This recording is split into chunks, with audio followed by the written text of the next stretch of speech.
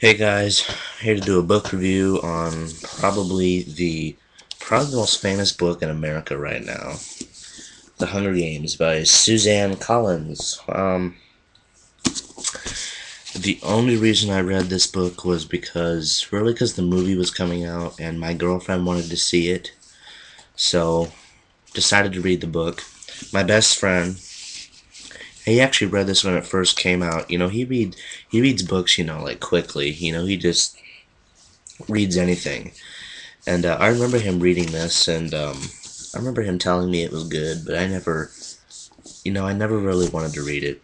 But about a month ago, I went to the store and I bought all three books, and I actually finished this a couple weeks ago, and I'm reading Catching Fire right now. I'm on chapter 15 on page 204,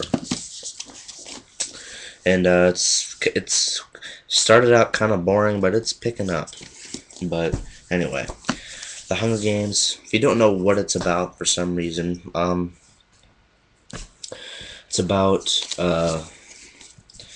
how America is divided into 12 districts, and it's kind of like run like a dictatorship, and it's called Panem, and well, the capital, which is like the government, um, they hold this event called the Hunger Games every year to remind people of, like, that the capital is still in control, and this event reminds them of the overthrow of District 13 and everything.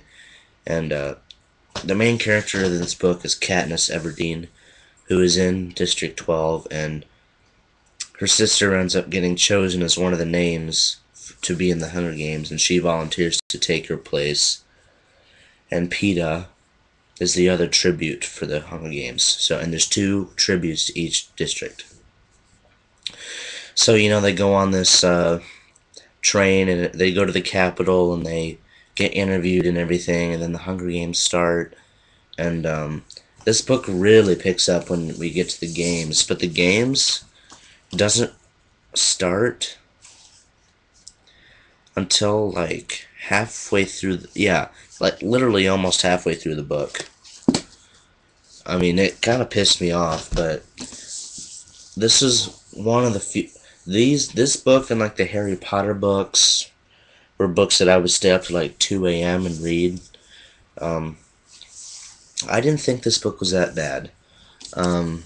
A lot of people said they hated it or it was boring, and people say Catching Fire is the best book, and I will admit that Catching Fire has more plot twists than Hunger Games did, but Hunger Games, it's an okay book. It's not my favorite book, but it was a really good read. It was, I mean, like, I don't really read like a young adult novels anymore. I mean, this is like a young adult novel, and this is a really good book. And again, I'm currently reading Catching Fire, and then I want to read Mockingjay, and I still need to finish Stephen King's Christine. I'm like halfway through that, and I put that down to read The Hunger Games. But still need to see the movie because she actually went and saw it anyway, and I'll probably see it Friday or Saturday.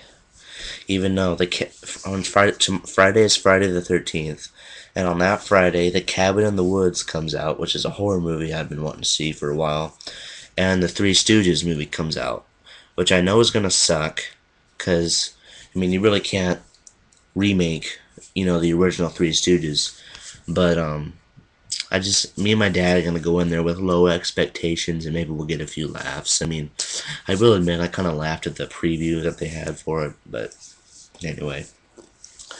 Hunger Games, if you haven't read it, because people have said it sucked, just read it, and, just if you still think it sucks, whatever. But really, if you can get past the tributes part, I mean, you can fly through this book.